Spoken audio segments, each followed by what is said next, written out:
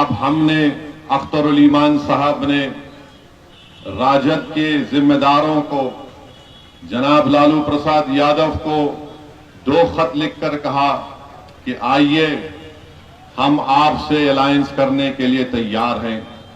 आप अंदाजा लगाइए कि कितना सख्त और तकलीफदेह बात और फैसला हमने लिया था कि जिस पार्टी ने हमारे 4 विधायकों उन बेईमानों को खरीद लिया, उसके बावजूद भी हमने कहा कि आइए भाजपा को रोकते हैं।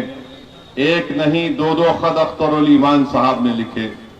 फिर एक यहां पर लीडर ऑपोजिशन तेजस्वी यादव को भी लेटर लिखा और अख्तरुल ईमान ने लिखकर कहा कि हमको सिर्फ 6 सीट दे दीजिए, अगर आपकी हुकूमत बनती है तो हमको मंत्री का पोस्ट मत दीजिए, हम सिर्फ इतना चाहते हैं कि आप बीजेपी को रोकिए, फिरका परस्ती को खत्म करिए और सीमांचल के इंसाफ के लिए संविधान में जो आर्टिकल है उस आर्टिकल के तहत सीमांचल में एक डेवलपमेंट काउंसिल बनाइए ताकि यहां की सरजमीन पर बसने वालों को इंसाफ मिल सके। सिर्फ यही बात MIM पार्टी की तरफ से जनाब अख्तरुल ईमान ने लिख दी है। अब ये आपको देखना है, ये दुनिया देखेगी कि जो लोग हम पर झूठा इल्जाम लगाते थे और जो लोग हमसे सवाल कर रहे हैं कि आखिर क्या जरूरत थी आपको खत लिखने की, तो मैं उनको कहना चाह रहा हूं, जिसमें हमारे दोस्त भी हैं, हमारे दुश्मन भी हैं, हमारे मुखालिफिन भी है, ये खत हमने ताकत की बुनियाद पर लिखा है, कमजोरी की बुनियाद पर नहीं लिखा है। और अगर कोई लोग हमारे खत लिखने को समझ रहे हैं कि आपने 5 सीट जीते थे, आज आपने खत क्यों लिखा? मेरे भाई, ताकत की बुनियाद पर सीमांचल की आवाम पर हमको पूरा यकीन है कि वो हमारे साथ थे और इंशाअल्लाह ताला हमारे साथ रहेंगे इंशाअल्लाह ताला। अब सीमांचल की जनता देखेगी, बिहार की जनता देखेगी और ये टीवी के चैनल में बैठकर ये बड़े बड़े अक्लमंद लोग जो बात करते MIM खड़ी हो गई तो वोट कटता है, हमारी वजह से वोट नहीं कटता है। तुम्हारा वोटर मोदी के गोद में जाकर बैठ चुका है, इसलिए मोदी कामयाब हो रहा है। हमारा रिकॉर्ड सामने है। मैं बता रहा हूं आपको, 2004 में अल्लाह सुब्हानहू व तआला ने अपने फजल और करम से मुझे पहली मर्तबा भारत की संसद में भेजा। आज 2025 है, 24 साल 20-21 साल हो गए। कोई एक बता दो पार्लियामेंट में मैंने खड़े होकर किसी बीजेपी जब सरकार में थी, सरकार में आज भी है 2014 से 2025 तक, मैंने कहां पर बीजेपी का साथ दिया? सिटीजनशिप अमेंडमेंट बिल आया, मैंने उस बिल को फाड़ दिया। ट्रिपल तलाक का 3-3 मरतबा बिल लाया गया, हमने मुखालिफत में वोट दिया।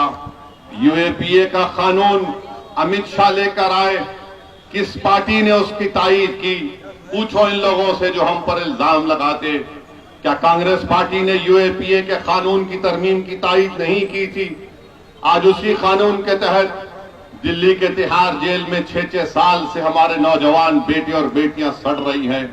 तो मेरे अजीज दोस्तों और बुजुर्गों, हमने अपनी ताकत की बुनियाद पर यह खत लिखा है।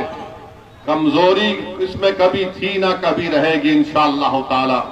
दूसरी बात वो कहेंगे ये हैदराबाद से आया है।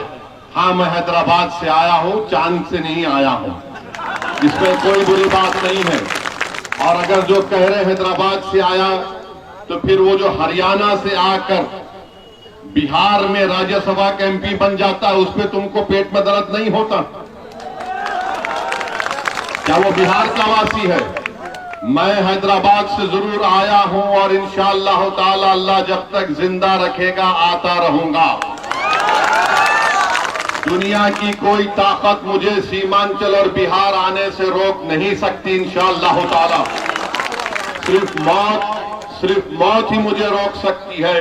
मगर अगर मेरे आने से तुम्हारी नींद हराम हो गई है, तुम्हारा चैन बर्बाद हो चुका है, तो मेरा आना कामयाब हो गया, क्योंकि तुम इस आवाम को धोखा दे रहे थे। आज आवाम में बेदारी पैदा हो गई। तीसरा वो बोलते हैं लीडरशिप कहां बनेगी। मेरे भाई, जब किसान जमीन में बीज बोता है तो आसमान की तरफ देखकर दुआ करता है कि रब्बे कायनात, मैं तेरी इस बनाई हुई जमीन पर इस बीज को बो रहा हूं, तू करम फरमा दे ताकि इस बीज से फसल पैदा हो जाए। यही दुआ असदुद्दीन ओवैसी 2015 से कर रहा, जिंदगी भर करता रहेगा। हम यहां पर आपकी लीडरशिप को ठहराएंगे। बहुत अरसा गुजर चुका, 1950 से करीब 20 साल कांग्रेस की सरकार रही, उसके बाद राजद की सरकार 15 साल रही, अब नीतीश कुमार को 20 साल 21 साल हो चुके हैं। बताइए आपकी आवाज कहां पर है? आपकी आवाज कहीं पर नहीं हुई, आपकी आवाज को उठने नहीं दिया जाता। इसीलिए आज अगर ओवैसी से दुश्मनी है तो इनको दुश्मनी सिर्फ इस बात से है कि कौन है यह शख्स जो इनको बेदार कर रहा है और इनके हक को मनवाने के लिए इनको नेता बनाने की बात कर रहा है। इनको हमसे दुश्मनी सिर्फ इसीलिए है कि इनकी जबान से लफ्ज सीमांचल नहीं निकलता था। मजलिस ने जब सीमांचल बोलना शुरू किया तो ये सब तोते की तरह सीमांचल सीमांचल बोलना शुरू कर दिए। तो मेरे अजीज दोस्तों और बुजुर्गों, मेरी इज्जतदार मां और बहनों, इन बातों को जहन नशीन कर लीजिए कि ये आएंगे फिर से। हम तो आज भी कह रहे हैं कि बात कर लो हमसे, तुम बात कर लो हमसे। हम भी नहीं चाहते कि दोबारा यहां पर बीजेपी की सरकार बने। हम भी चाहते हैं कि बीजेपी को रोका जाए। तेलंगाना में जाकर देखिए, पूछिए वहां के कांग्रेस के नेताओं से कि मजलिस ने क्या रोल अदा किया था। मेरे अजीज